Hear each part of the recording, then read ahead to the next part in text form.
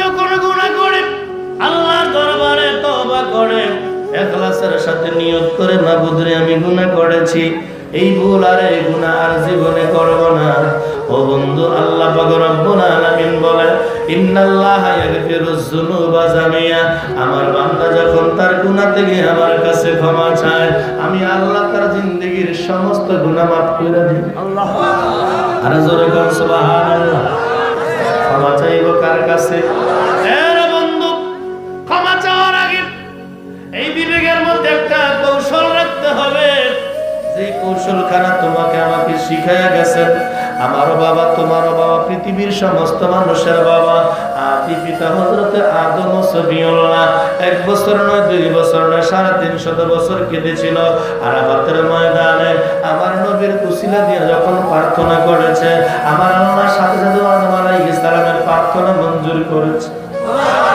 এই আদম আলাইহিস সালাম 950 বছরে যাকে 1000 বছর হায়াত দিয়েছিল, 950 বছরে উনি একটা সমাপনী বক্তব্য দিয়েছিল সন্তানদেরকে উদ্দেশ্য করে।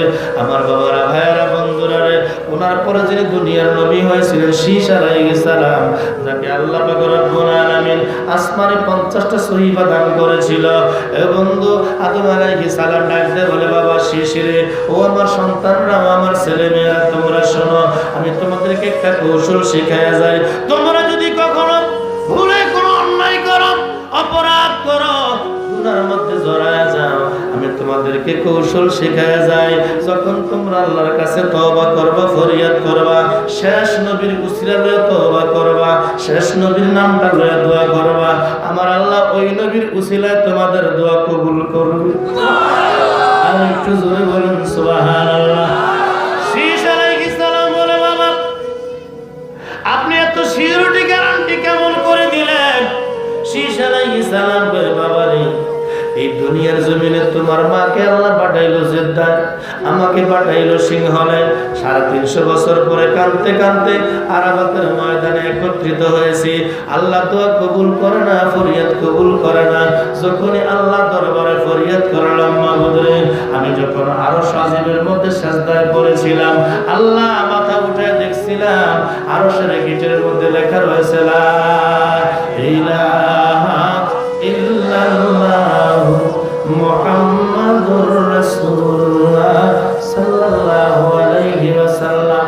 আদম আলাইহিস সালামকে, বাবা শীশ রে, আমি ওই দিন প্রশ্ন করছিলাম, আদম নামে সর্বপ্রথম আমায় তুমি বানায়া কাহার নাম তোমার সাথে রাখিয়াছ লিখিয়া? আমার আল্লাহ বলে, বন্ধু আমার মুহাম্মদ রে, আমার সাথে জড়িত যাহার সৃষ্টি না হইলে কিছুই সৃষ্টি না হইতো, লাউলা কালামা খালাকতুলা ফালাক, যারা না বানাইলে আমি আল্লাহ সৃষ্টি জগতের কুল কায়নাতের কিছুই বানাইতাম না।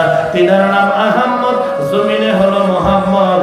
চিল্লায় কোন সাল্লাল্লাহু আলাইহি ওয়াসাল্লাম, জোরে কোন মারহাবা। আদম আলাইহিস সালাম বলে, বাবা শীশ রে, ও বাবা শীশ, ওই নবীর উসিলা দিয়ে যখন আরাফাতের ময়দানে আল্লাহর দরবারে ফরিয়াদ করেছিলাম, সাথে সাথে আমার আল্লাহ আমি আদম নবীর ফরিয়াদকে কবুল করেছিল।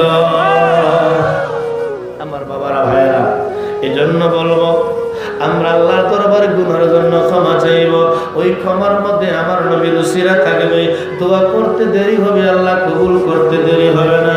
বিনয়ের সাথে বলবো, রে বাবা, এই নবীর মহব্বত, এই নবীর ভালোবাসা, এই নবীর অনুসরণ, এই নবীর অনুকরণ তোমার আমার জিন্দেগীর মধ্যে প্রতিফলন করবা। দুনিয়াতে তুমি শান্তি পাইবা, পরকালে মুক্তি পেয়ে যাইবা। শুধু তাই নয়, কবর, হাসর, মিজান, ফুলসেরাতে আমার নবী তোমাকে সঙ্গী বানায়া জান্নাতের মেহমান বানায়া দিবে। চিল্লায় কোন মারহাবা।